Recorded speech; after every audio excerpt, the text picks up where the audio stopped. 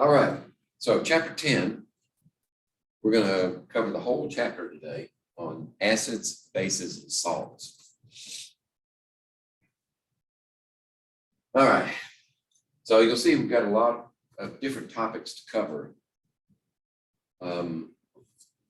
So let's not dawdle. Acids. Scientists have been trying to figure out how to classify acids for a number of years. And during the Middle Ages, the alchemists knew about acids. In fact, they knew how to purify mineral acids. They had nitric acid, they had hydrochloric acid, they had sulfuric acid. They needed these strong acids to dissolve materials, trying to do their magical conversions. But some good things did come out of it. They knew the behavior of acids, even though they didn't know why they were. So it wasn't until the beginning of the the end of the 19th century, that we got a proposal from this fellow, Arrhenius, as to why acids behave the way they do. And his definition of an acid was any compound that would release protons into solution.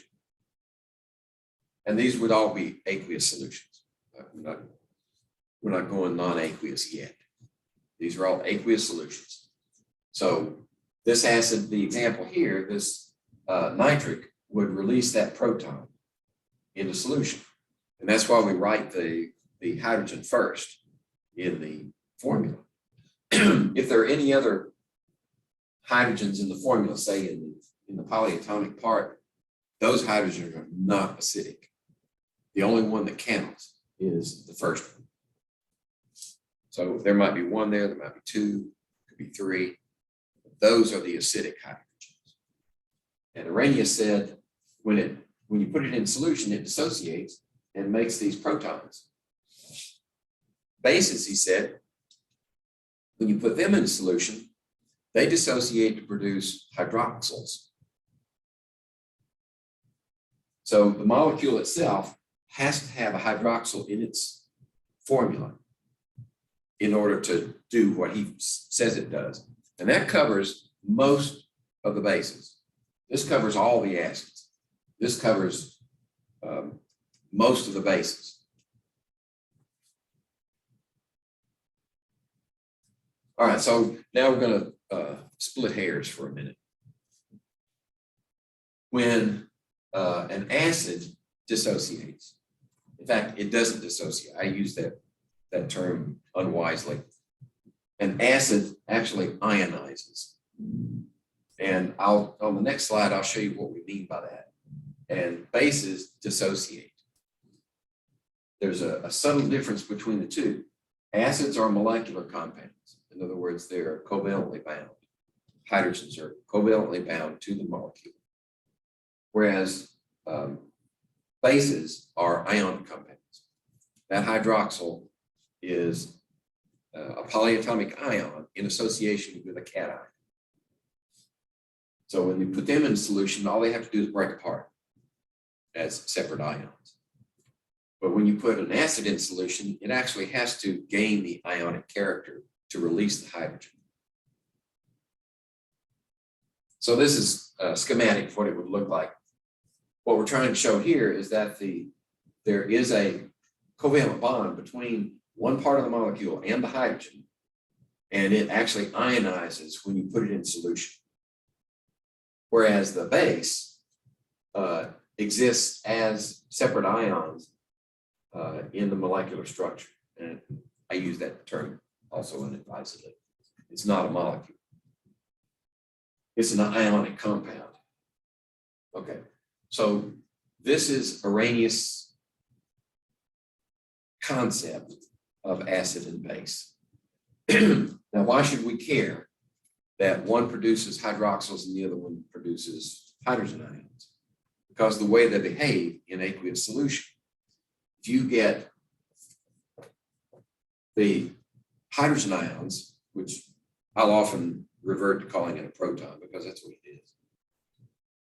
and you get hydroxyls together in the same solution, they tend to combine and make water. That's called neutralization.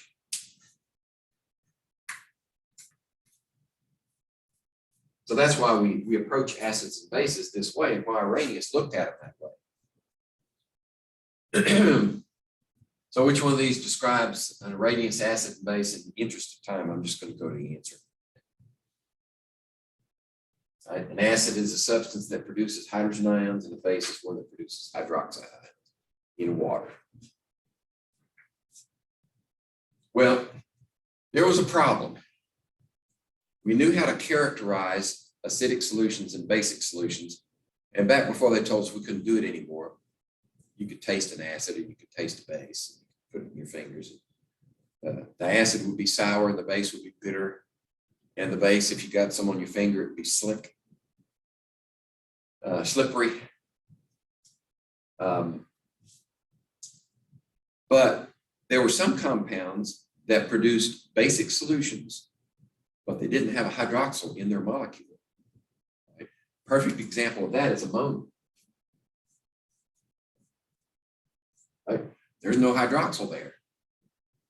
But when you put it in solution, you get the basic character is developed. Right? It will neutralize acids. So we had to figure out, all right, why is that? Well, two people, Bronsted and Lowry, both, Bronsted in Denmark and Lowry in England, came up with this proposal. They said, let's focus on the protons only. Just forget about the hydroxyls. I mean, if we can't blame hydroxyls on that molecule when it goes into solution, then just forget about it. And we'll focus on the protons. So if we focus on the protons, acids are proton donors. And bases are proton acceptors. So when you put this in the solution, if it's going to be a base, it has to accept a proton. So where's the proton coming from? If it goes into pure water, right, the only other reactant in there is water.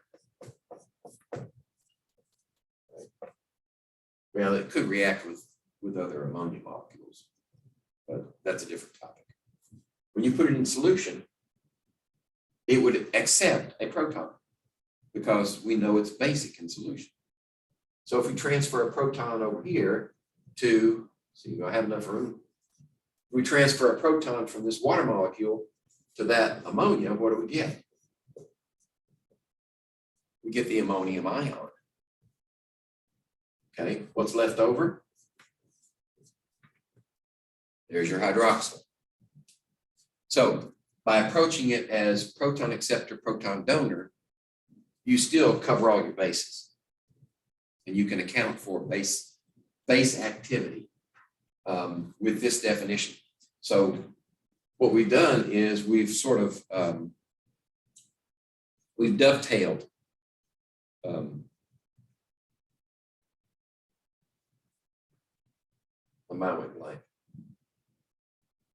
we dovetailed Arrhenius into Bronsted and Lowry.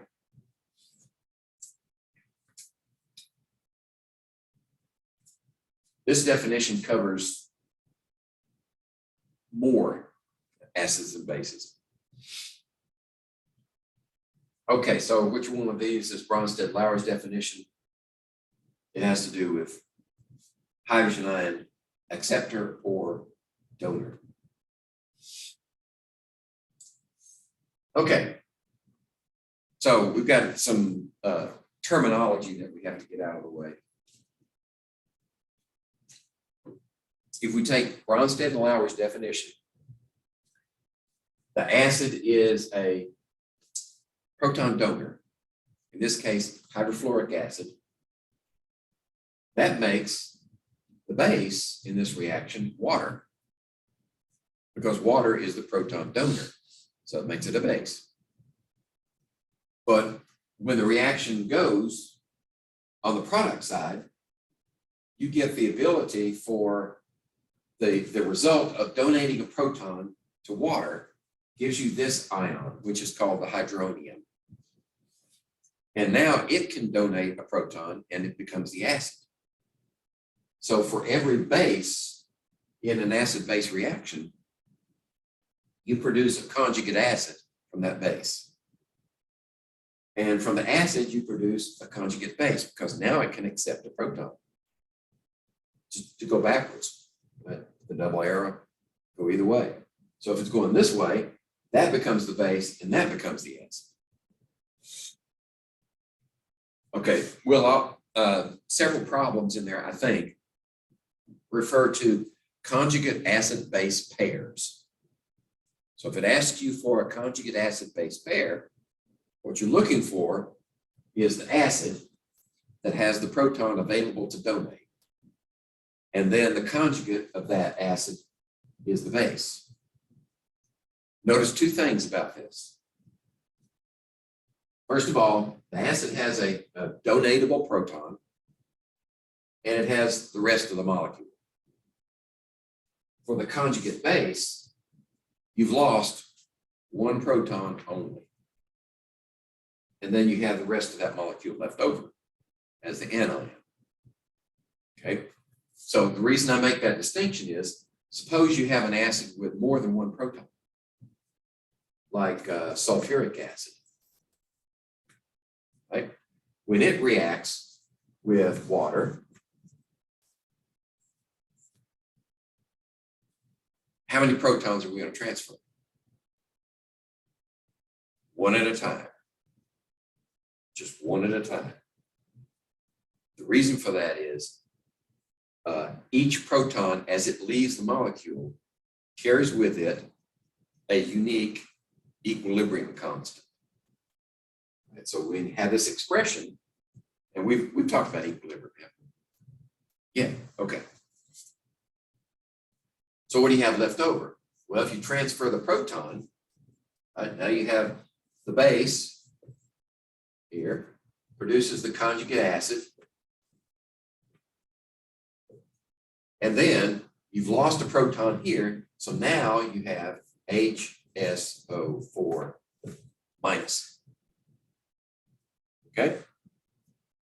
So this is the acid, that's the conjugate base.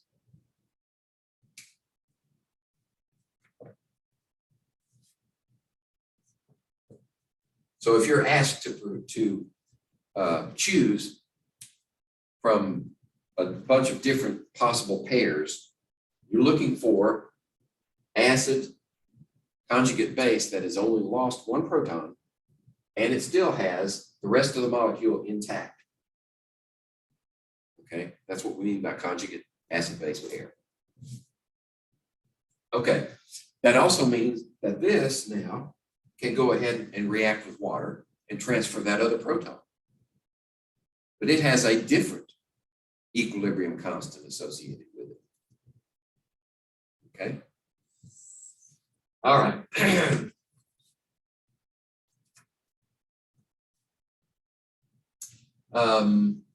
So can you identify the conjugate acid-base pair in this one?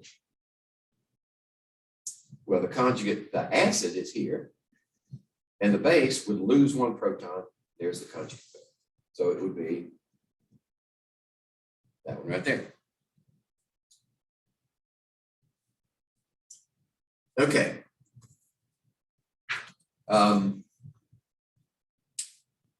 What do we mean by amphiprotic or amphoteric? Amphi means both. It means it can go both ways. It could either pick up a proton or lose a proton. And water is a perfect example of that. When we speak of it in terms of Bronsted and Lowry acid base, water can either donate a proton or it can accept a proton. So depending on the circumstances, it could be an acid in one case and a base in another. Okay.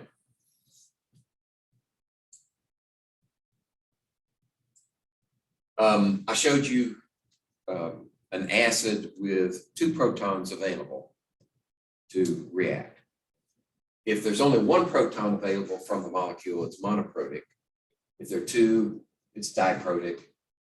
And if we go beyond that, you could say triprotic, or you could just call it polyprotic. That's two or more. It's more terminology. So what would be a triprotic acid example? How about this one? Phosphoric acid. We know that the phosphate polyatomic ion has 3- charge. So it's got room for 3 protons to balance the charge. I don't know of any acids that have 4. I'm sure there are. I just can't think of it. Okay, what do we mean in chemistry? The difference between strong and weak. Normally, what you would think of as strong is something that would cause damage, right? Would be corrosive. But in chemistry, strong just means what side of the equilibrium is dominant. So for a strong acid, when it reacts with water, it essentially produces all of the product. And there's virtually nothing left over here. That's strong. So it could be 0.01 molar in hydrochloric acid, say. That's still strong, but it's not going to produce very much of this because there wasn't much of it to start with. So it may not even be corrosive by EPA standards or OSHA standards. I think their standards, well, we haven't talked about that. Keep that in the back of your mind. I was going to use a terminology pH, and we haven't defined it yet. So we haven't defined pH. No, we haven't. So we'll skip that for now and just say the dissociation favors the right-hand side of the equilibrium. That's a strong acid. And these are examples. Notice all of these halogens, chlorine, bromine, iodine. They form all strong acids. HF is a halogen. Fluorine is a halogen, but it forms a weak acid. Right? And there are valid reasons for that. But the hydrochloric, hydrobromic, hydroiodic are all strong acids. Nitric acid, chloric acid, perchloric acid. This is extremely dangerous with the right concentration. And sulfuric acid. Those are all strong acids. When you have more than one proton, if it's diprotic or higher, then the only strong acid reaction is the first proton. So for sulfuric acid, all of that first proton is given up to water to make the hydrogen. And you have HSO4 minus, like I was showing you earlier. But that HSO4 minus, when it goes to react with water, it's actually a weak acid. Right, so when we say strong acid, we're talking about the first proton dissociation or the only proton dissociation, whichever the case may be. And a weak acid tends to favor the left-hand side. In other words, the acid wants to stay undissociated or non-ionized. Example, acetic acid in vinegar. It may be sour, but it's not particularly dangerous unless the concentration gets really high. Acetic acid. In vinegar, acetic acid is 5% acidity. But we used to use, in research, for research purposes, we used to buy bottles of 100% acetic acid. Called it glacial. Glacial acetic acid. Probably because they had to cool it way down to get it to concentrate it. Anyway, 5%, this is a weak acid. This acetic acid. Is a weak acid because it does not ionize very much. It's mostly over here. Produces just a few hydroniums. But if you've got 100% in that solution, then it will dissociate enough of these. In fact, it won't dissociate, actually it won't dissociate any of those because there's no water in there with it, is there? But it will release its protons, probably to other acetic acid molecules. Anyway, the point is it's strong enough, the concentration is high enough to produce corrosive characteristics, even though it's a weak acid. So the two different concepts. The chemical concept of strong and weak is one, and the concept of corrosivity is another, and that depends upon concentration. Okay, so strong acid, weak acid, cover those bases.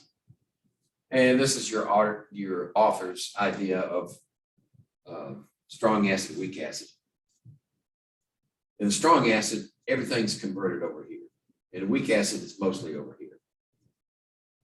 You have very little of dissociated. I keep using that term, ionized version of the acid. Okay, how about strong bases? The same concepts can be used. If the base dissociates completely, in this case, dissociation is correct. If the base dissociates completely in solution, then it's strong. And all of the group 1 hydroxides, lithium, sodium, potassium, rubidium, cesium, those are all strong bases. In other words, they will completely dissociate in the solution. And they're very soluble.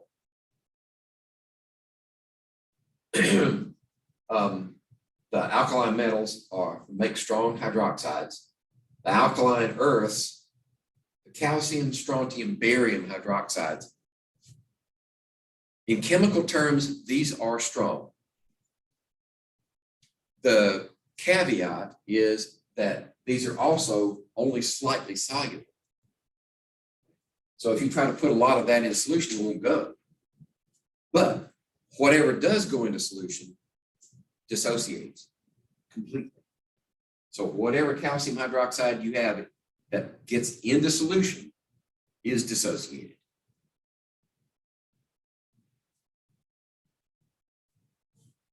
So we're splitting hairs again.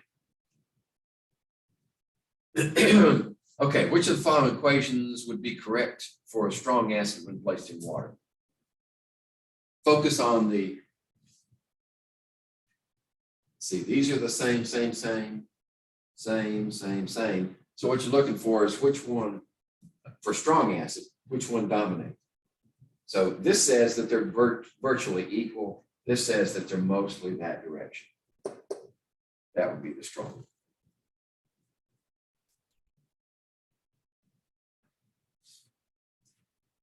Okay, the equilibrium constant has a special subscript.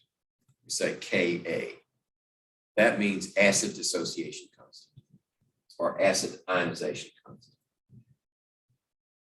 And we write it out exactly the same way that we would for any other equilibrium expression, except we have to take into account the presence of pure liquid or solids involved. In this case, we have the aqueous concentration of the non-ionized acid. Then we have what's left over after it loses its proton, and then the hydronium ion. But this term right here, this is pure liquid. It drops out. It does not enter the equilibrium expression. So we only need that one times that one divided by this one in terms of concentration. That's the acid dissociation constant or acid ionization constant.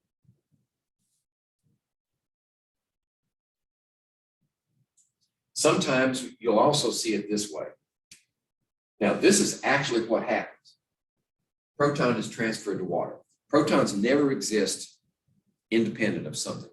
They're always attached to something. In an aqueous solution, they attach to water. If they're not attached to the acid, they're attached to water.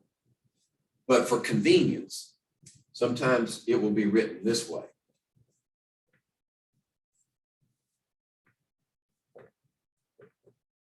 Like that. Now, that's not reality. That's just convenience. We just leave the water out because it's not going to be included anyway. So when we write the expression for this one, this is going to be hydrogen ions times conjugate base divided by the unionized, the non-ionized acid. You get the same, the value is exactly the same. It's just the terminology is a little different. So you see it both ways.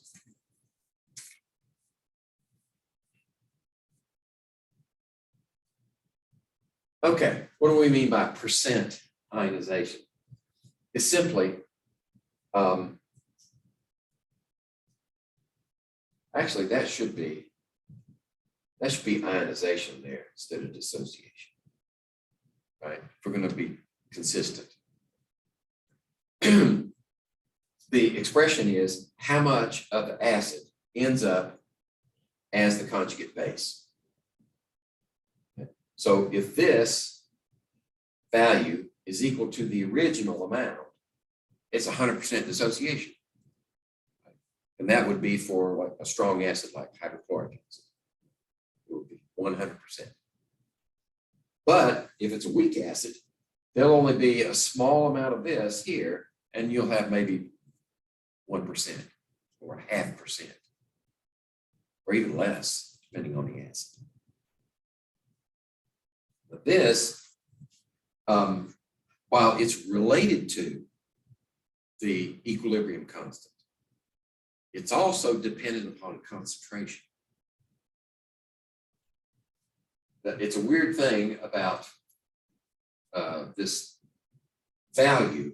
It varies with the concentration of the acid.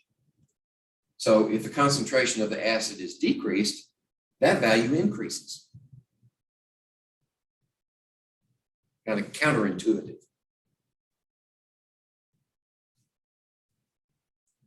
Okay.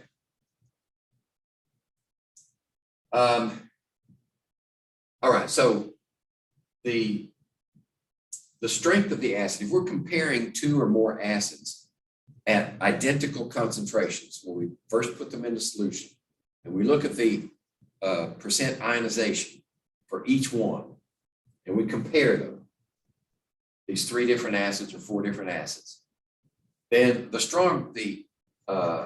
stronger acid will be the one with a greater percent ionization, as long as they're at the same concentration. We got to compare apples and apples.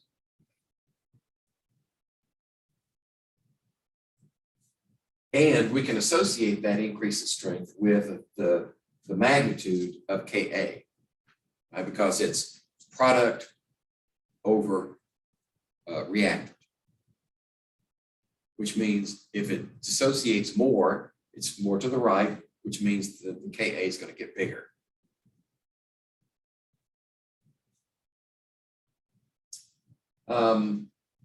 So that increases the acid strength as the Ka increases, and the percent ionization increases with an increase in Ka. All of the things being equal, if concentrations are equal, then you can say that. If we change the concentrations, and we're not comparing the same concentrations, then all bets are off. All right. We can also refer to base ionization. So actually it's base dissociation constant. I need to revise these things, don't I? I inherited them from the publisher and didn't think about it in the beginning, but they're mixing their words up. I mean, they're not consistent with the definition, are they? We can write a Kb for the base. So if we have a base and it's a proton acceptor, then this is going to end up with a proton and a positive charge, like our ammonium ion. And then water is going to lose a proton. So this term drops out, and we have that one times that one divided by this one. There. So there's your Kb for the base. The mistake that's often made, at least in the beginning, is to assume that the Ka and the Kb are reciprocals. But they're not. They have their own special definition. Now they are related. I'm not sure if we're going to get to that, that calculation, but they're related. They're just not reciprocals of one another. You can't say Kb equals 1 over Ka. It ain't, that's not right.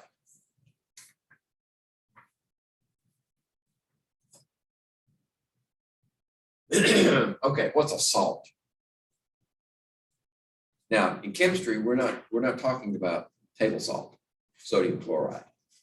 Sodium chloride is a salt in chemical terms, but in chemical terms, other things can be salts also.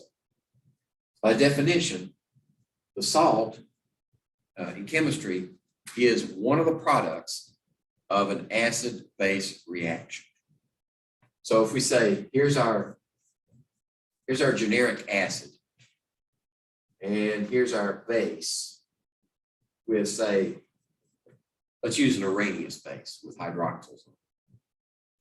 Then when they react, think of it as a double replacement reaction, right?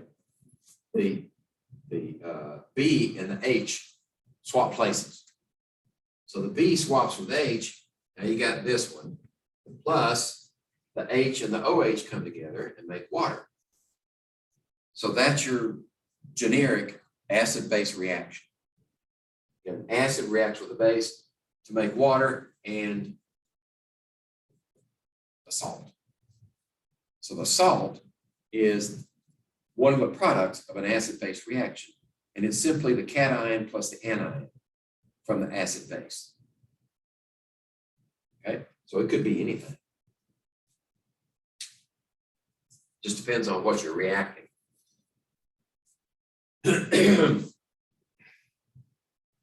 All right, how does the chemist define a salt? Ionic compound containing a metal or polyatomic ion as the positive ion, and a non-metal or a polyatomic ion as the negative ion, except hydroxide. Why do we have to exclude hydroxide? Because if you have hydroxide, you got a base. You don't have a salt.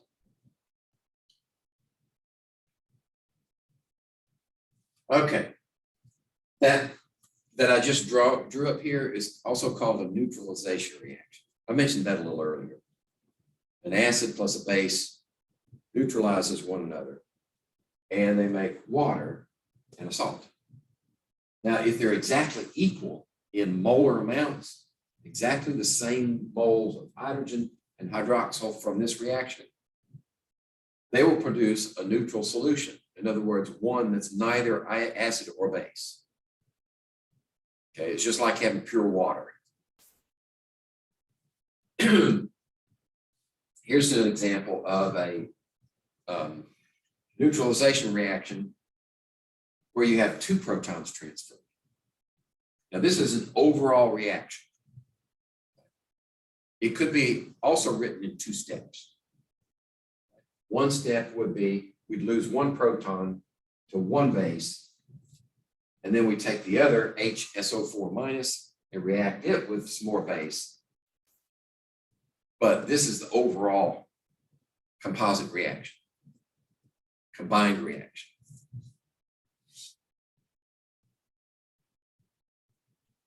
There's our acid, there's our base, our salt, and water. Another way to write this is the protons are reacting with the hydroxyls to make water. So the net ionic equation for an acid-base reaction is often written this way.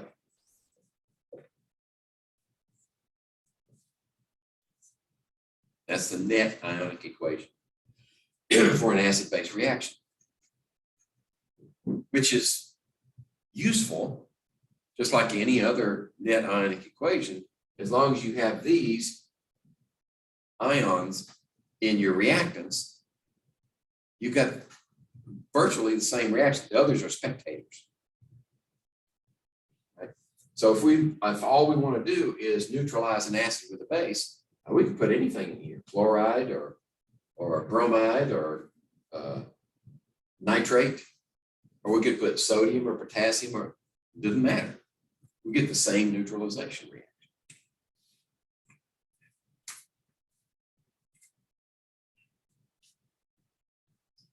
Okay. So let's see, what do we got here? Oh. All right. I think I know what's going on here. Because when you put the acid in solution, it makes hydronium ions. Then the hydronium ions react with the hydroxide ions to make two water molecules, right? This hydronium loses a proton, which now you get water. This proton travels to the hydroxide and it makes water. So this is an expanded version of the net ionic equation I just showed you. Proton plus hydroxide yields water. Okay, what products are formed from this type of reaction? Water and salt. Okay, I mentioned earlier that water is amphoteric. In other words, it can act as an acid or a base. And if you've got distilled water, pure water, nothing else in there but water, those water molecules will react with one another. In other words, you can get one water molecule encountering another water molecule, and we don't know which one's which, but one of them loses a proton and the other one gains the proton. So this water molecule could be, well, if you take them in order, if this one is the one that gains the proton, that's the base. That makes this the acid. So this would be the conjugate base, and this would be the conjugate acid.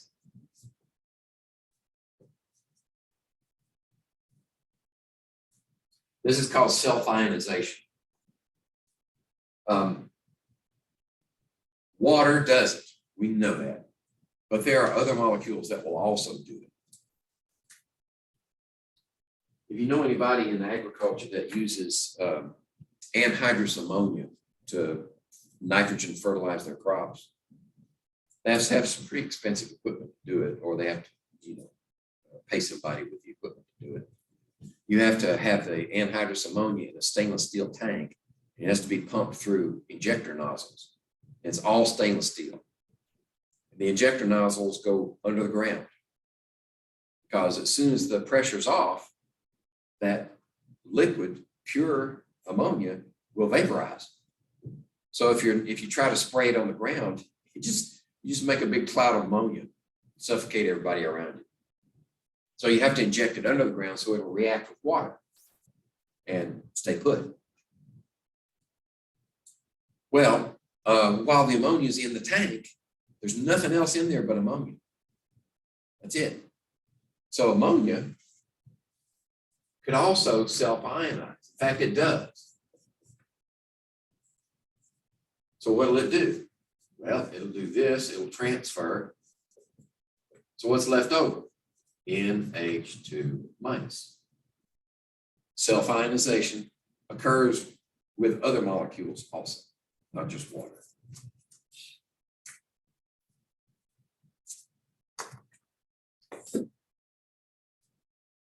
Okay, so that's the author's idea of an explanation. Okay, so when this happens, when you get the water molecules self-ionizing, transferring protons, you can write an equilibrium expression for that reaction.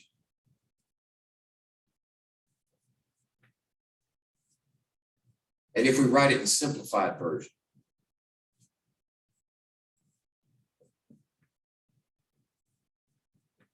like that. Instead of two of these and a hydronium and a hydroxyl. We write it like this, where we break off one of the protons and leave behind the hydroxyl. Right? This is not what happens in reality, but it's more convenient. Well, okay, they used hydronium. That's fine. But you can also write it this way.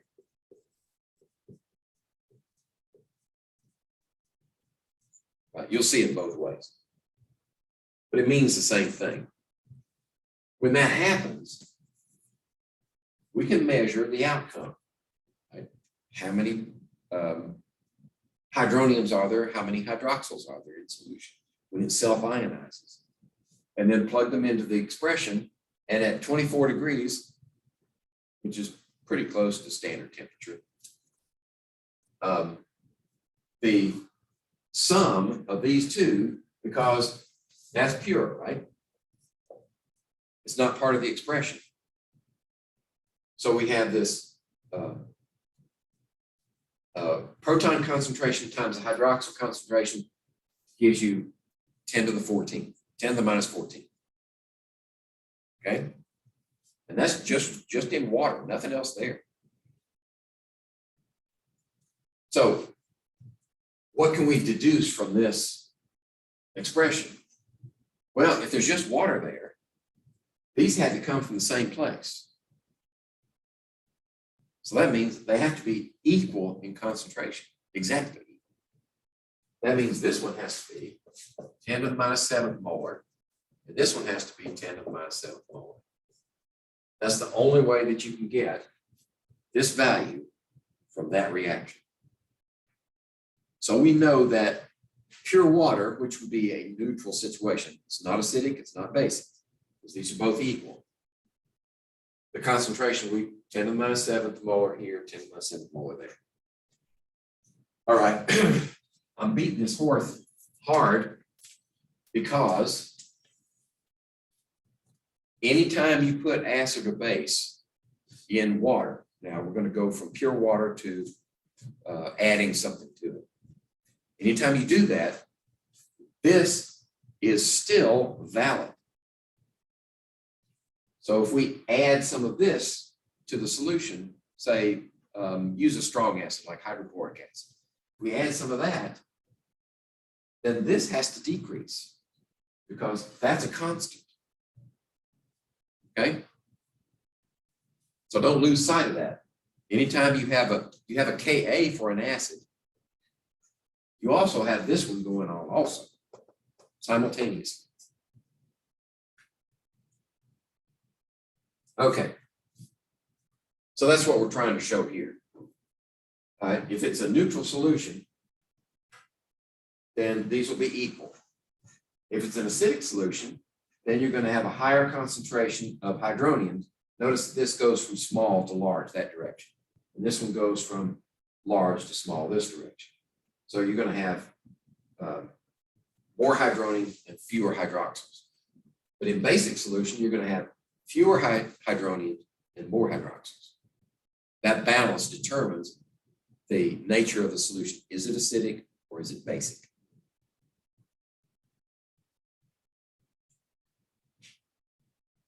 If they're equal, we call it neutral. If the hydronium dominates, it's acidic. If the hydroxyl dominates, it's basic. Okay, so what if we say calculate the concentrations of hydronium and hydroxyls for each of these following solutions?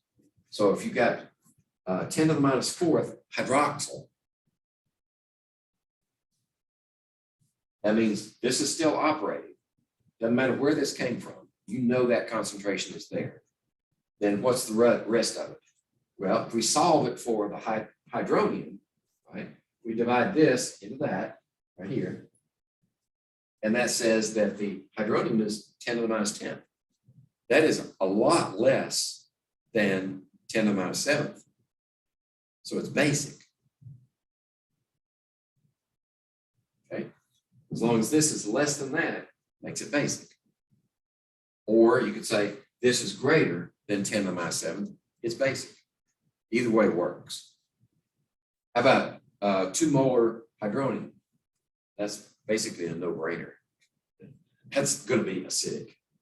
I mean, very acidic. Okay.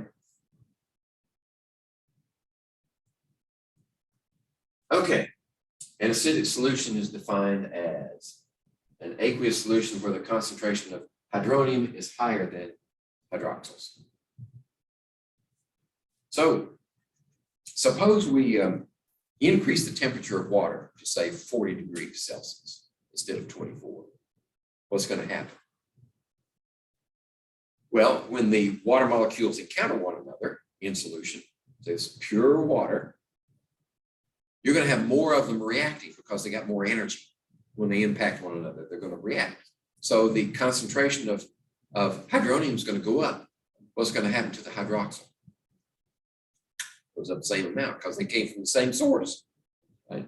So you get more dissociation, you get more ionization, I should say, but you still have a neutral solution, even at a higher temperature, because the source is the same for both. That's one of those trick questions. If you see on a standard exam, temperature goes up, and they tell you the hydrogen ion concentration goes up. Is this an acidic or a basic solution? Neither, it's neutral. Okay. Now for the concept of pH. I was going to reference that earlier, but we hadn't defined it, so I had to bite my tongue. There was a Danish chemist who was also interested in life sciences, right? At this time, you still had a lot of crossover with sciences. He was kind of tired of writing out these concentrations for weak solutions in scientific notation, because your paper can get pretty busy with lots of scientific notation in your calculations here.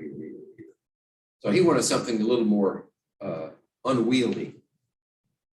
So he turned to his math book, I guess. I'm not sure, it's probably written in Danish. And used a simple log transformation.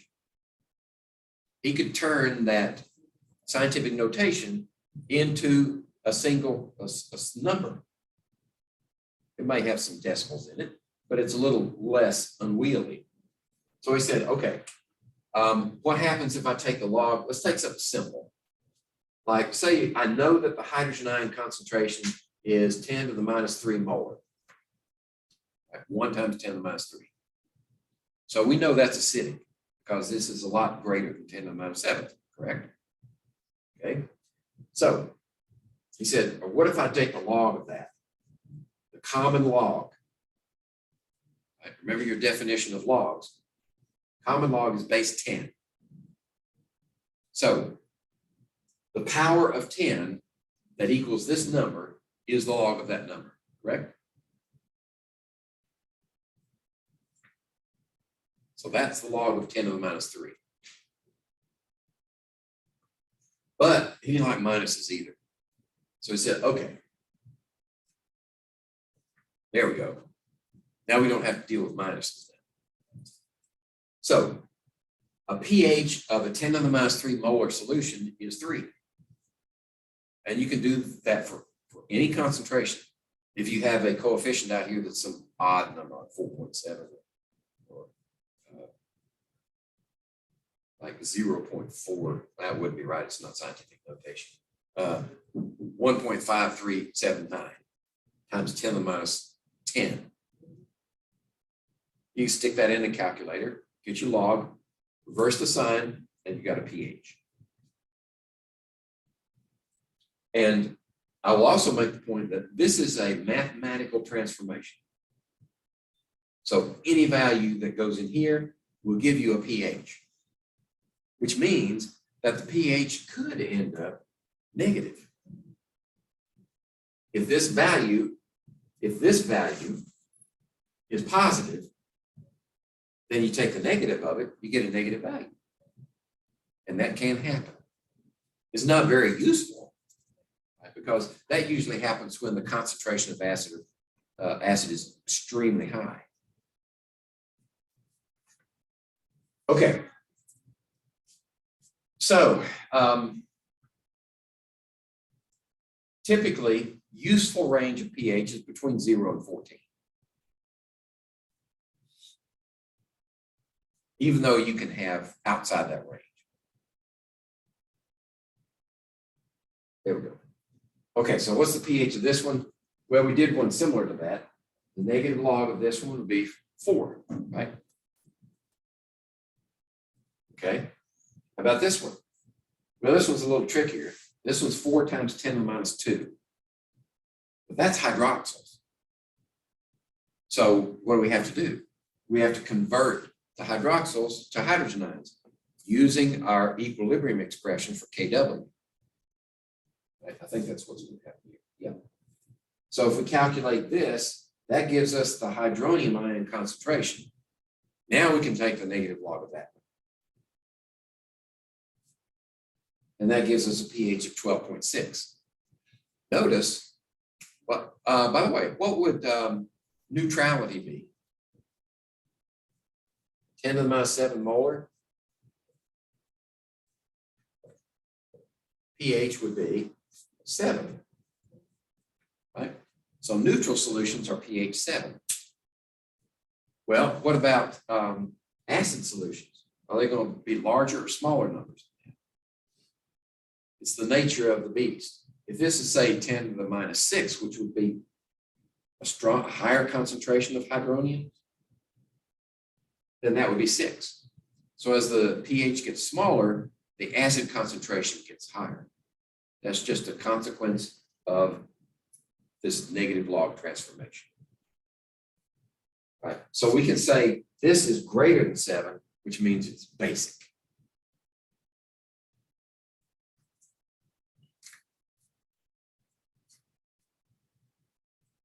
All right.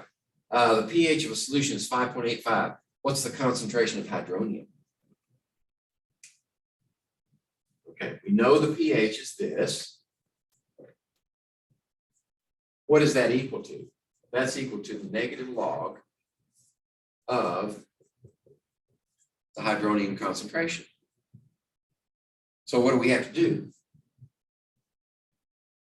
We're talking about anti-log now. Remember your logarithms from math, how you go backwards. Okay. So we got to get rid of that negative sign first. So we put it over here.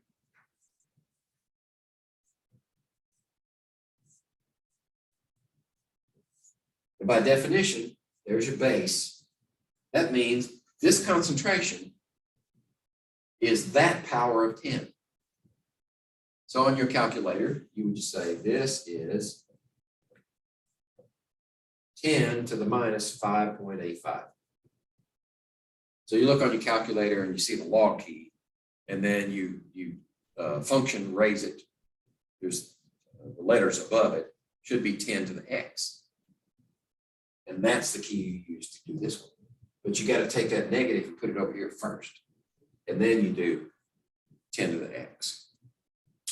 And that will give you, oh, I went too far. 1.4 times 10 to the minus 6 is the molar concentration of hydrogen ions, hydronium ions in this solution. So you can go backwards and forwards. It's just a log transformation. It's simple math. Okay, so we talked about that in a previous discussion. pH greater than 7 is basic, pH less than 7 is acidic. And here are some examples. Right? Eggs are slightly basic, butter's still basic, peas can be anything. Tomatoes, of course, everybody knows tomatoes are acidic. Some are more acidic than others. My favorite is a variety called Arkansas Traveler. I don't know if you've ever heard it before. It's a pink tomato. In fact, we couldn't get it when I had a garden in Louisiana. We couldn't get the seeds from anywhere. So we contacted the county agent in one of the northern parishes that bordered Arkansas, because you could go inside Arkansas and buy them off over the counter. So he would pick up a bunch of seed for us, and we'd have an excuse to go up there and on an official visit and pick up our seed. And then we'd start them in the greenhouse at LSU. Just lay out our flats. And I'd take them to my garden and put them in the ground. And they were very low acid. I mean, you could just pull them off the vine and eat them like an apple. I think the most we ever planted this was by accident. We ended up with 99 plants. So we had to get creative. We put 2 posts in the ground, like we were building a fence, and then strung high tensile wire between them. Not barbed, just wire. And then we had our stakes. We put our stakes by each plant. And then as the plant grew up, we could tie them off. We tied the stake to the wire, so we wouldn't have to put it very deep in the ground. It would hold up that way. And we had 99 tomato plants, and we did a lot of canning that year. Oops. Okay, which of the following is the correct mathematical expression for pH? Well, let's see, it'd be minus the log of hydronium ion concentration. There you go. Okay. Remember I said this is simply a log transformation. You can transform concentrations of anything and call it P something. So if we did that to hydroxide concentrations, right? We just say, take the log of it, take the negative of that, that would have to be POH. Okay? We could do that with the K value, right? K equals what? Like that.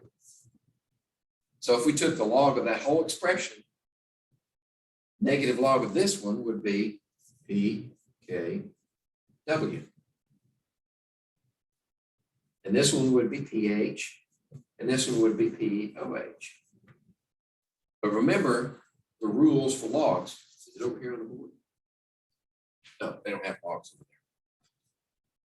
When you take the log of a product, the log of A times B is the same as the log of A plus the log of B. Remember, you convert products into summations with the log transformation. So this would be there. So PKW is equal to pH plus POH. What was that earlier one we had? It was 0.04, right? Wasn't it, for hydroxide? So if it was 0.04 molar, this is going to be what? 10 to the minus 14. The negative log of 10 to the minus 14 would be 14, right? So PKW is 14. Then we could say we need to take the negative log of this. And then once we got that value, we get subtracted from this one, and that would give us pH. So that's another way to solve that earlier problem. I may have one coming up. Let me see. There's the discussion. So PKW equals pH plus POH equals 14. Okay, so we've got this. No, this is different. This is pKa for HF. And you notice that this is 10 to the minus 4. So that means it's a weak acid. It means it's mostly HF.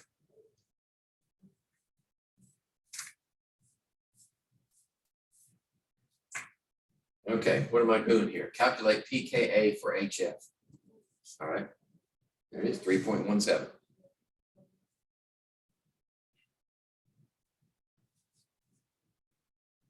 All right, pKa is another method of expressing the strength of an acid. Okay. Similarly, if we say that anything less than 7 pH is acidic, we can determine the strength of an acid by the pKw.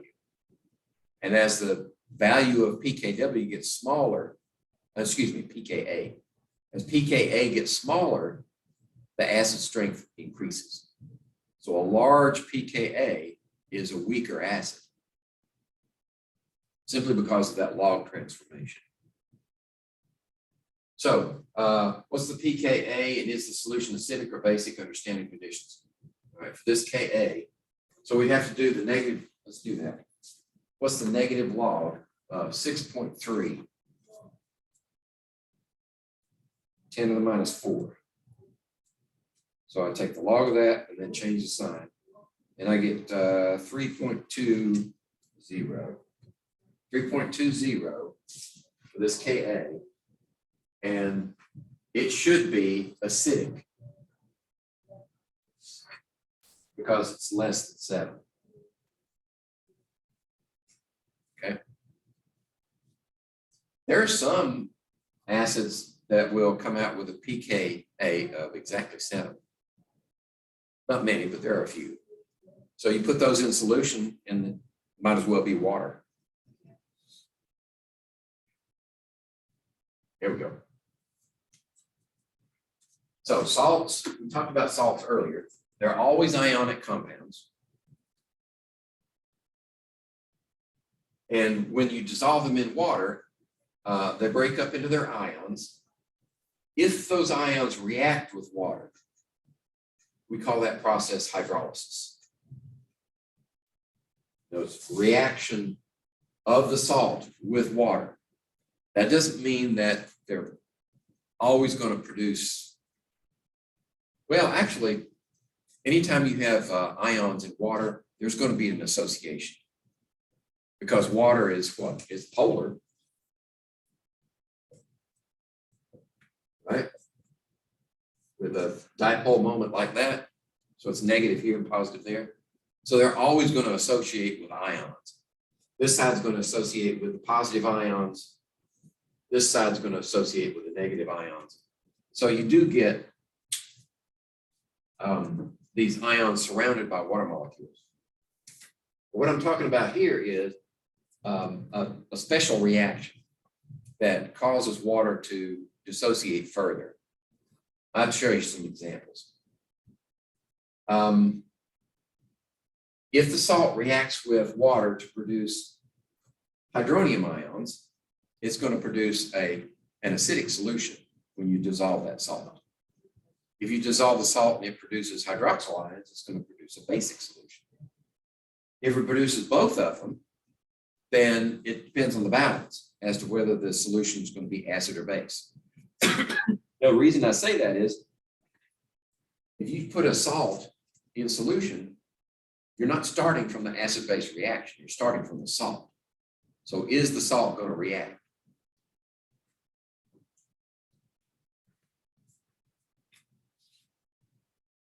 Okay, rule of thumb. If the salt was formed, if you can imagine that it was formed from a strong acid, strong base reaction, then the solution will be neutral. So where would sodium have come from? Sodium hydroxide is a strong base. Chloride from hydrochloric acid, that's a strong acid. So the acid-base reaction that produced that salt gives you a neutral solution when you dissolve the salt in water. And that's because, now that's the rule of thumb. Right? Strong acid, strong base producing a salt, when you put it in solution, neutral solution. But the reality, the chemistry behind it is that sodium and chloride, neither one of them react with salt, but with water. So if they don't react with water, you're not going to produce any extra hydroniums or extra hydroxyls. That's why the solution is neutral. This is the chemical reason. That's the rule of thumb.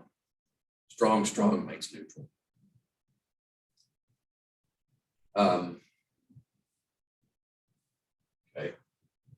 Oops. I skipped one. Oh, no, it's animation. If the salt can be traced to a formation process where you react a weak base with a strong acid, the outcome is going to be an acidic solution. That's the rule of thumb. But the chemical reason for that is that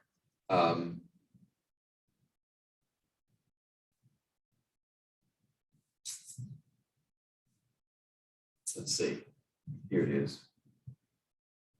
Which one reacts with water? When you put this in solution, chloride does not react with water.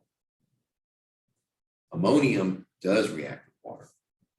It reacts with water, and it prefers to be in this form, because when we write the expression, the equilibrium expression for ammonia and water, it prefers to be like that.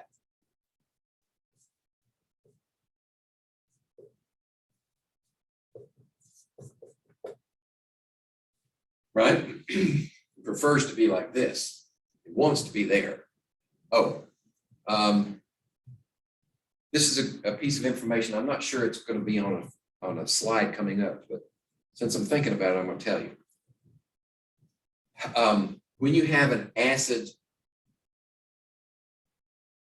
a strong acid reacting with water, say hydrochloric acid, strong acid,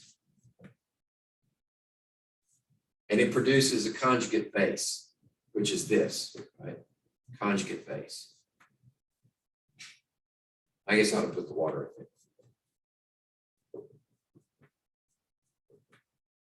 Okay, if that's a strong acid, its conjugate base is going to be weak. So what do we mean by weak conjugate base? In other words, when it encounters a proton source, it doesn't want the proton. Just leave it alone. Right? It wants to stay like that. That's a weak base. A strong base would be something that wants to accept a proton very, very strong. So that being said, if this is a weak base, this is a strong acid. So this wants to give up its proton. Right? So when we put it in solution like this, it wants to get rid of that proton. Sends it to water and goes to this side. That's why when you dissolve this salt in solution, you get an acid solution, because it gives up that proton readily and makes extra hydrogens. That's the chemical basis for an acidic solution from strong acid, weak base. When you think of what's the source of this one, strong acid. What's the source of that one? Weak base. But it's the reaction of this part with water that gives you the acid. That's the chemistry. This is the rule of thumb. Okay. Are we connecting? Okay.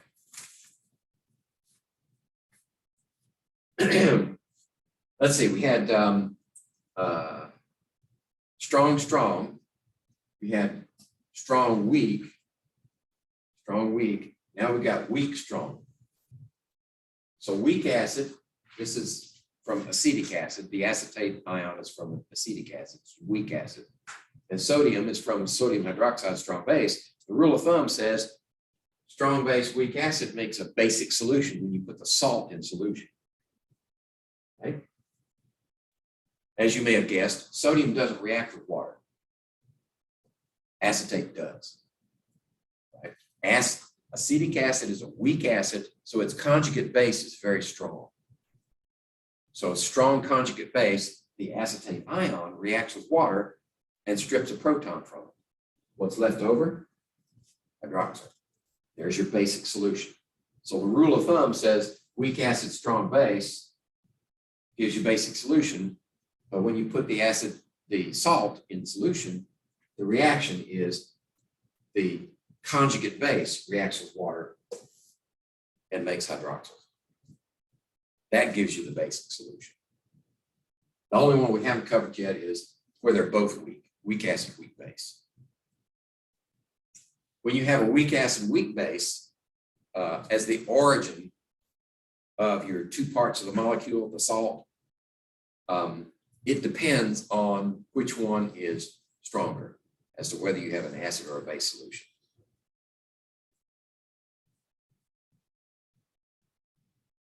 It just depends. And in this class, we really don't have time or the energy to go into the details. You have to compare Ka value of one and the Kb value of the other, see which one wins. Now this one, ammonium acetate, that's going to be neutral because they're equal in strength. Ammonium nitrite, I'm not sure where that one would end up. I'd have to actually see the numbers, the K values for each one. Okay. Some salts hydrolyze when placed in water. Salt dissociates in water to produce hydronium, hydroxide, or both. When the salt of the strong acid and strong base are placed in water, the resultant is neutral. Okay, what's a buffer?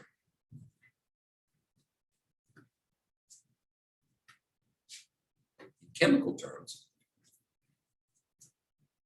and for this chapter, we're talking about an acid-base buffer. What it does is when you mix up that solution and you've identified it as a buffer solution, what it does is if you add acid to it, then the pH changes very little. In other words, something in there is sucking up those extra protons that you're adding. Or if you add a base, something in there is consuming those hydroxyls to keep the pH from moving very far. That's characteristic of a buffer. When you add acid or base, you don't get significant movement in pH. It's stable. It will move. It's not stationary, but it doesn't move much. It doesn't move the same amount that you would expect from adding, say, hydrochloric acid to water. The pH would go quick. But if you add it to a buffer, it just go.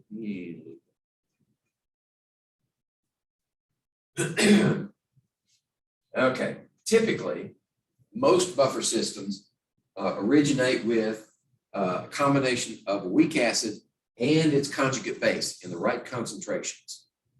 Right? The concentrations of the weak acid and its conjugate base in solution is what determines whether it's a buffer or not.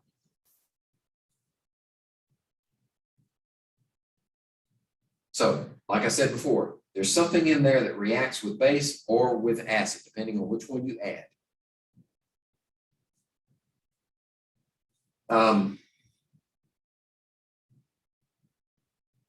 Let's take an example.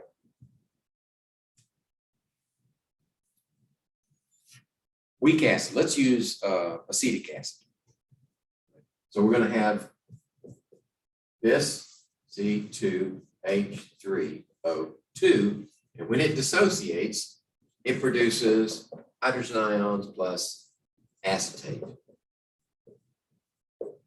Okay, now this has got a K value of the neighborhood of 10 to the minus 5. So it's mostly over here. That's a weak acid. It produces a little bit of this. If this is a weak acid, that's a strong base. Now, if we have them in the right proportions, you've got some of this there and you got some of that there already. And in fact, the ideal buffer is equal amounts. Molar concentration of this equals molar concentration of that. That's a perfect base. Perfect buffer. So what happens when you add hydrogen ions? Right? If we add some of these hydrogen ions right here, well, that's a strong base, isn't it? That's a weak acid. This is a strong base. This is going to snap them up. Snaps up those extra hydrogens and moves over here. So it's using up most, but not all, of the hydrogen ions you add. So you do slightly increase the hydrogen ion concentration, but not much, because that consumes it. You don't have as much of this left over. Right? So if you keep adding acid, eventually you'll use all those up, and then you don't have a buffer anymore. That's called buffer capacity. But that's what happens when you add acid. What if you add base? You add hydroxyls to your solution. What does it do? Well, you can look at it two different ways, actually.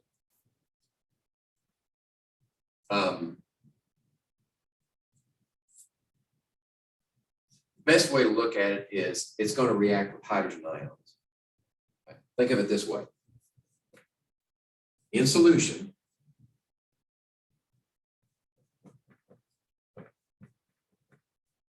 right?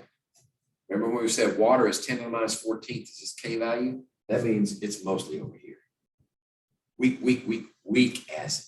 So that's exceedingly strong base, which means it's going to take up any hydrogens that are there. Any of these hydrogens, it's going to react with those hydrogens. And as a consequence, if you remove those hydrogens, it's going to shift that way to replace some of them. So that stabilizes the pH also when you add base.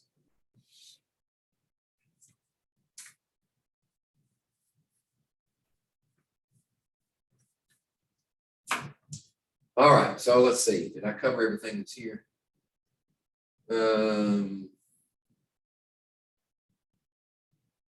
Yeah.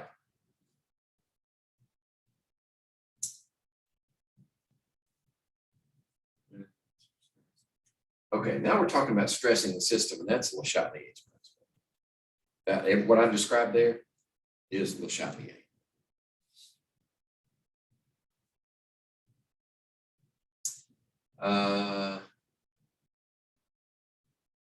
What two active species are contained in a buffer? A substance that resists change in pH, substance that resists change in pH, add base, add acid, a weak acid, and a conjugate base. Okay.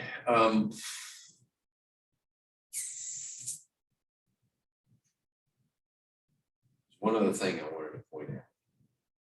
I lost the thought.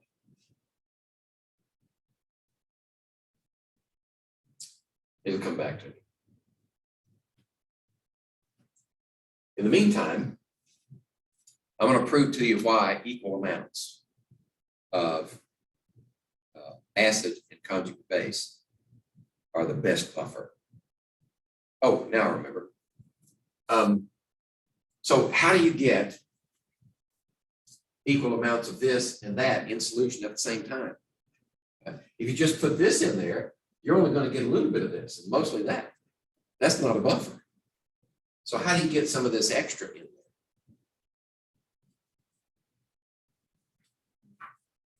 You put it in there.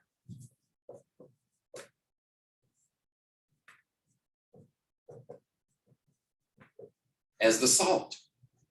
Any salt will do. If it's soluble, right? Just whatever this is, could be sodium, potassium, doesn't matter. As long as you've got this in the molecule, then it dissociates and gives you extra that without adding hydrogens. So by adding the acid and the salt with the conjugate base in it, you can adjust the amounts of each one. That's the way you do it if you mix it up like in a kitchen. You can make a buffer. We take this weak acid and titrate it with sodium hydroxide. You can eventually get enough of these produced that you will have a buffer. That's another way to make it. Okay, so Henderson, Hasselbalch. These are two guys that worked. First, Henderson made his proposition, and then Hasselbalch followed along with Henderson's proposal came before Sorensen. Hasselbalch came after Sorensen when the pH was introduced, when the P transformation was introduced. And he applied it to the previous equation that Henderson had proposed. Okay, so we're going to get all of that in this discussion. So there's your reaction, and there's the K value for your weak acid. Okay, let's rearrange it. If we want to determine the hydrogen ion concentration, or the pH really, the pH of the solution, we need to find out what is the hydrogen ion concentration.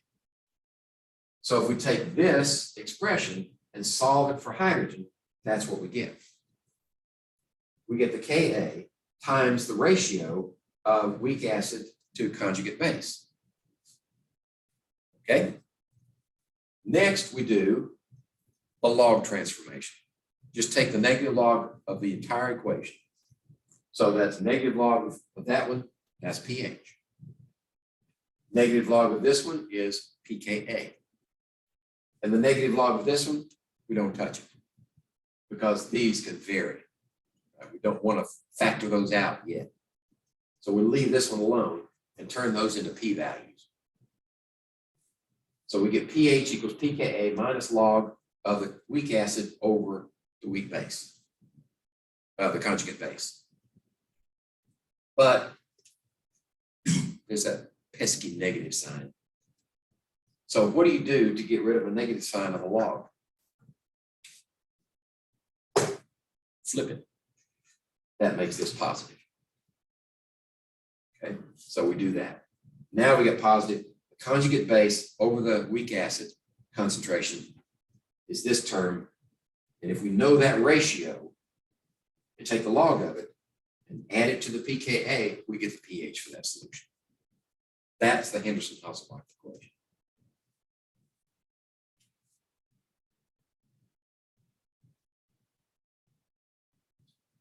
And whenever we have this value equal to that value, that's your maximum buffering capacity. That's the buffer, the middle of the buffer zone. And as long as this ratio is the same, it doesn't have, these don't have to be equal. But if the ratio of these two are the same, then the pH of the solution is going to be the same. Say if you have 1 molar, 1 molar, you get a ratio. If you have 0.1 molar and 0.1 molar, you get a ratio. Same ratio, right? 0.01 molar, 0.01 molar, same ratio. And what is, if this is equal to that, what's the log of that? Well, if that divided by that, if these are equal, that's 1, isn't it? What's the log of 1? 0. 10 to the 0 is 1. Okay? So if these are equal, and that's 1, at that point, the pH is equal to the pKa. Okay? That's the perfect buffer. That's the ideal buffer position for this system. Okay? Should I draw you a picture? How much time do we have? Let me see. Have I got a bunch of slides left? I don't want 2 more pages. Yeah, I better let that go. I was going to draw you a titration curve, but we really don't have time for it. Okay, so what's the pH of a buffer solution that's 0.45 molar in acetic acid and 0.85 in sodium acetate? So this is 0.85 in that conjugate base. And this is the Ka for acetic acid. Okay, so we need to know the concentration of this, which is that number, and the concentration of that, which is this number, and negative log of that value. Do the calculations, and that will be a buffer pH of 5.02.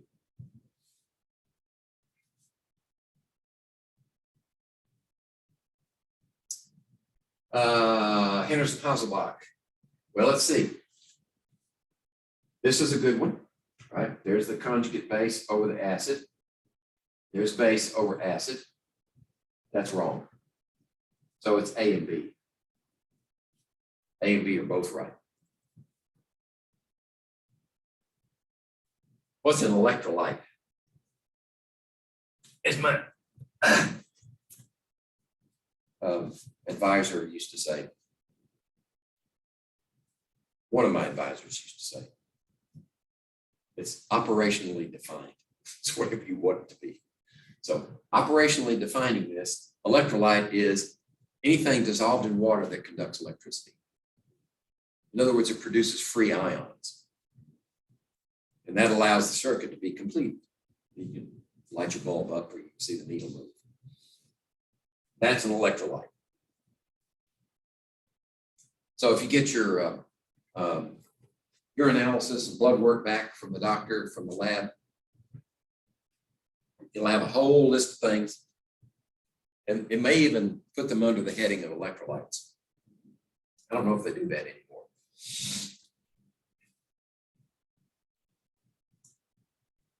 Okay, so this one is non-electrolyte, right? There's no, it's not lighting the bulb up. That would be like table sugar, glucose, whatever. Does not ionize in water. Strong electrolyte makes a bright bulb. Weak electrolyte makes it weak. And as far as acids and bases go, those are weak acids, weak bases will do this. Whereas strong acids, bases, and soluble salts will give you this result. Okay. Concept of equivalent. What is an equivalent? The equivalent is the molar amount of any ion that's needed to supply 1 mole of positive or negative charge. So if your ion is singly charged, +1 or -1, then the molarity, the number of moles of the ion is equal to the number of equivalents. Okay. If you have more than one, like 2 negatives or 3 negatives, then the equivalents, if you have 1 mole of these, you have 3 equivalents because it's got a 3- charge or 2 equivalents. See where we're going with that? Okay. And what's very often used is the milli equivalent, especially if we've got dilute solutions. The milli equivalent is more convenient unit. It's just 10 to the -3 of an equivalent, right? 1,000th of. Oh, here's some blood work. All right, so we've got sodium is 138 milliequivalents per liter. Potassium, calcium, magnesium, we've got some others. Those are the positive ions. Electrolytes. Chloride, these are common. Chloride, bicarbonate. Proteins, you can have ionized proteins too.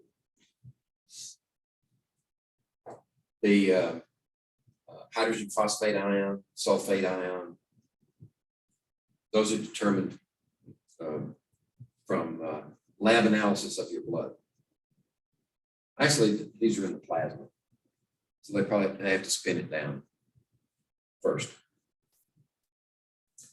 Okay, here's a question. What's the concentration of calcium 2+ ion present in a sample that's 5.3 milliequivalents per liter? Oh no, the concentration is this. How many milligrams of calcium ions are present in a 180 milliliter sample? So this is just dimensional analysis. You've got 180 milliliters of sample. We got to convert it to liters because this is in milliequivalents per liter. So that gets rid of the liters. There we go. Now we need to change the milliequivalents to equivalents. There we go. Now, how many moles of calcium ions per equivalent? Well, for every 1 mole of calcium, you have 2 equivalents because it's a 2+ charge. So that gets rid of that one. And then we want to convert moles of calcium to grams. That's what this does. And then convert it to milligrams. And for that concentration, in that volume, we have 19 milligrams of calcium ions in that sample. Okay.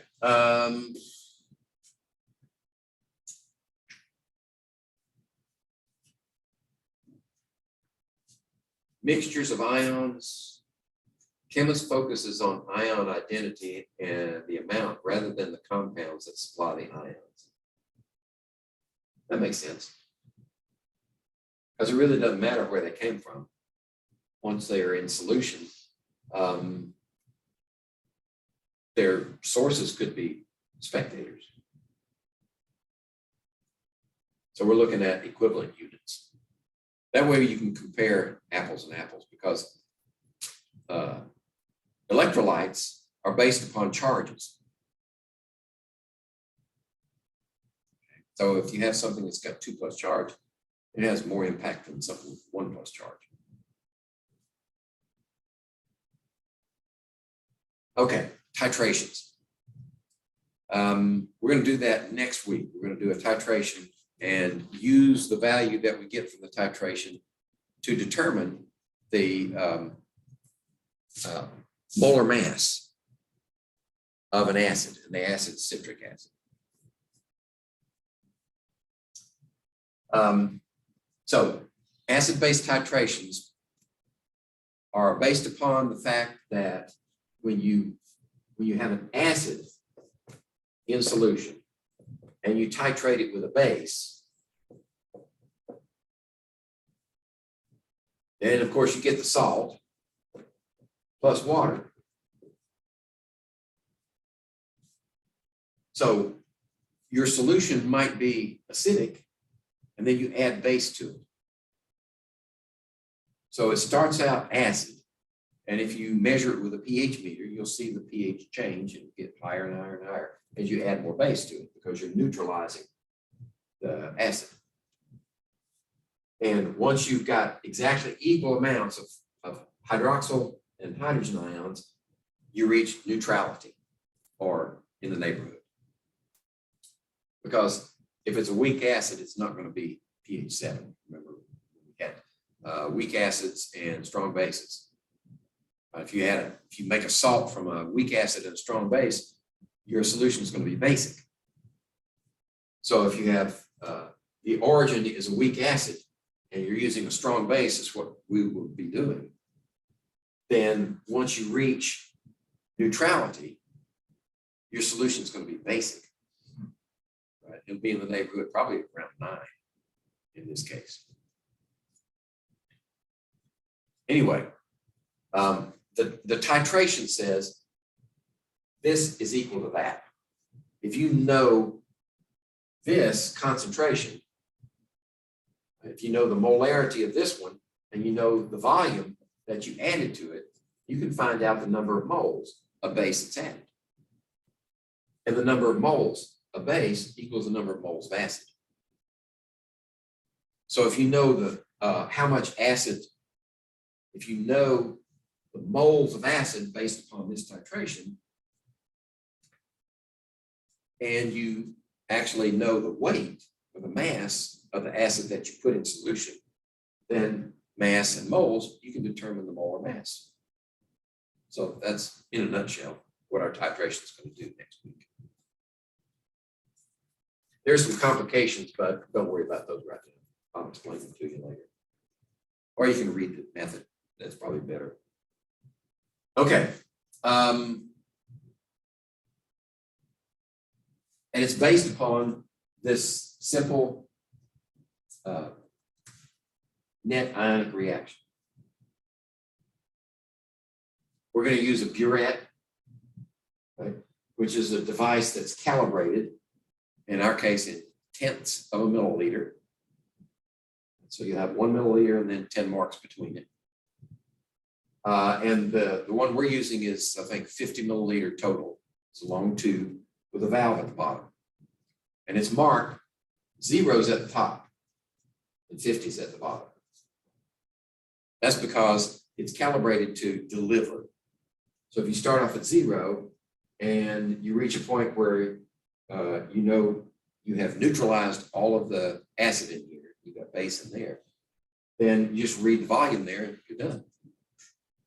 If you start at some different value, then you have to say this one minus that one, and that'll give you your value. But how do you know when you've reached that neutralization equivalence? Two ways. You can either use a pH meter, and that will tell you.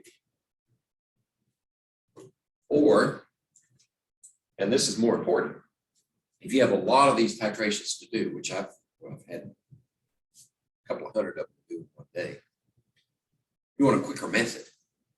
So we use an indicator, something that'll change color when you're close to, maybe not exactly, but close to that equivalence point. It'll change color. And then you just read the volume and go to your next one. We're going to use phenolphthalein as our indicator. As long as this is acidic, it's colorless. And when you transition from acidic to basic, right, in that, what we call the end point, it'll change to pink and stay pink. Okay, so that's our indicator.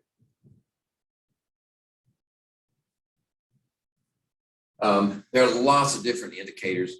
The equivalence point is the exact point when the hydrogen ions are equal to the hydroxyls. And the end point is the point of color change for your indicator. And you want them to be as close together as possible. You want the end point to be as close to this as possible. If it's off by a few units, it won't significantly impact your results. But you try to pick the indicator based upon the pK of your acid, if it's a weak acid. Okay, so in this one we're starting off there, we're adding some titrant here, and we get a color change. We've reached the end point. Oh, concept.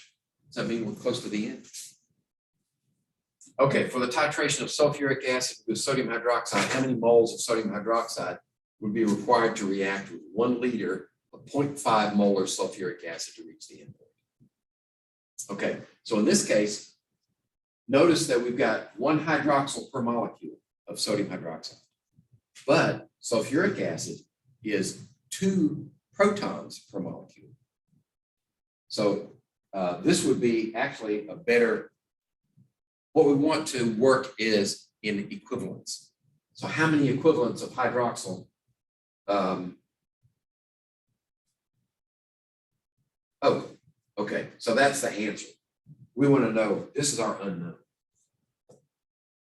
So how many of these do we have? Well, 1 liter, remember, molarity times volume equals moles.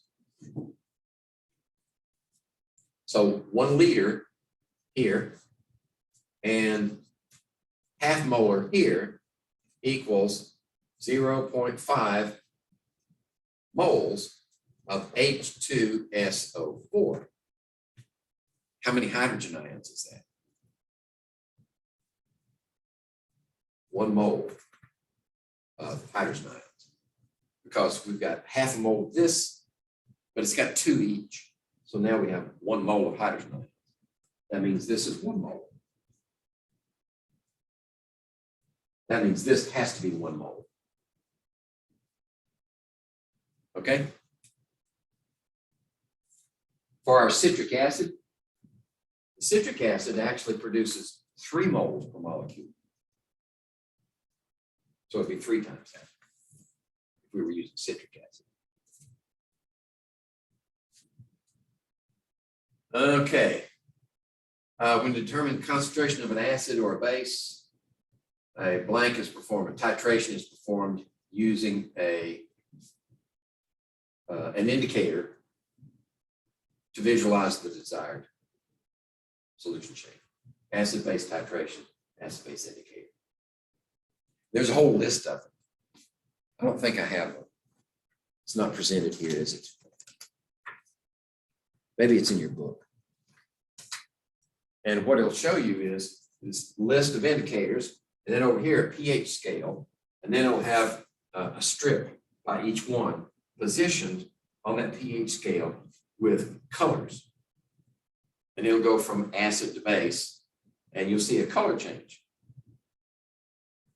And if you know the pH of your endpoint, your equivalence point, then you can position it here and say, okay, that'd be a better indicator based upon where it changes color. Okay. Oh, another one.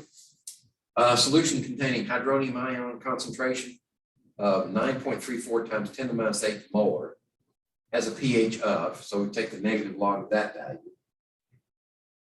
and is considered to be acid or base or neutral. It also has a hydroxide ion concentration of something. Okay. Did I work it out? No, I didn't. So we need to do that. So this would be the negative log of 9.34 times 10 to the minus 8 molar is pH. 9.34 minus 8 is 7.03. Oh, by the way, significant figures. How do you deal with significant figures when you're going from one to the other, concentration of pH? Actually,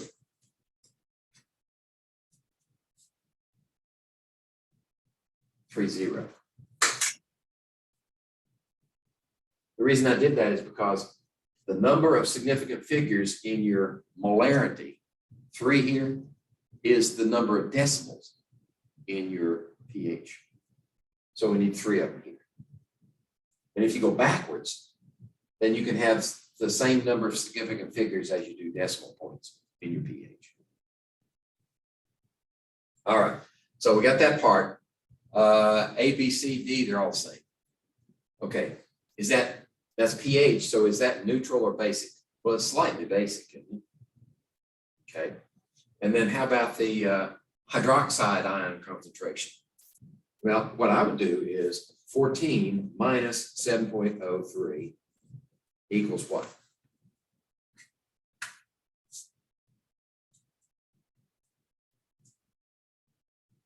Let me do that right. Let me do that again. 7.03. 6.97. 6.97 is POH. So now we need 10 to the minus 6.97. Change the sign. 1.07 times 10 to the minus 7 molar. So it's 703. It's slightly basic. Oops, but it needs this value right here. Oops. All right. There's okay. If you round it off, it's neutral. It's not really neutral. I say it's slightly basic.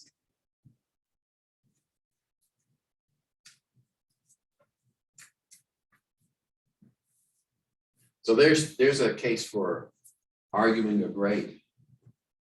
If you said it was basic on a test and it got marked wrong, you could argue in favor of that answer. Because technically it is. It's greater than 7. Not much, but it's greater. Okay, 25 milliliters of acid requires 14.8 milliliters, 0.351 milliliters of molar base for neutralization. What's the molarity of the acid? And what 2 products are formed after neutralization? Assume monoprotic and monobasic. Okay, if we assume monoprotic and monobasic, then we can say molarity of the acid times the volume of the acid equals molarity of the base times the volume of the base. Okay. That means the moles of acid equals the moles of base. As long as this is true, if they're monoprotic, monobase. Okay, so what do we have? Base 0.351 molar, and the volume is 14.8 milliliters. Notice I didn't change that to liters because this is a ratio, and the volume units are going to cancel. So I don't have to change it to liters. And what's the other one? 25 milliliters of acid. 25 milliliters. And then our unknown is there. So we can say that one times that one. 14.8.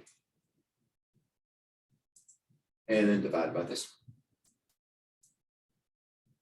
So I get molarity of acid equals 0.2038 molar.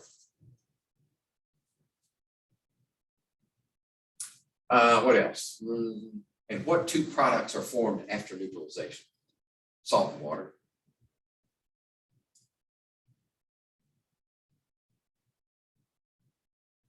Right. All acid-base reactions do that. Okay, let's see. There was one other thing I wanted to say.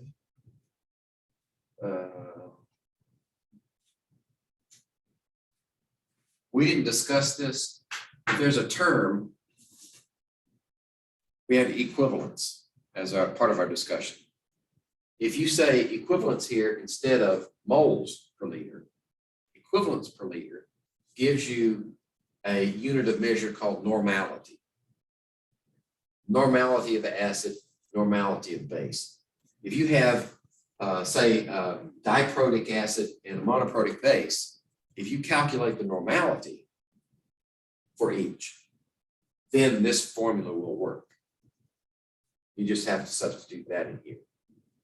Otherwise, another way to do it is to say, if you have a triprotic acid, or acetic acid, and then a monoprotic base, say sodium hydroxide,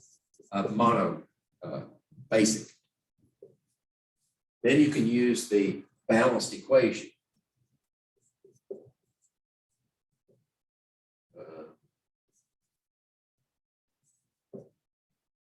This is going to be 3 minuses, so you're going to have 3 of those. This will be 3 here. And this will be 3 waters. Then you can use the stoichiometry of the equation to do the calculation.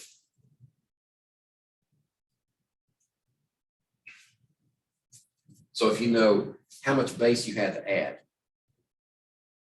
you know the volume, you know the concentration, we standardized our base. Then you can calculate how many moles here, and then use the ratio of 3 to 1 to finish your calculation. That works also. I mentioned standardizing our base.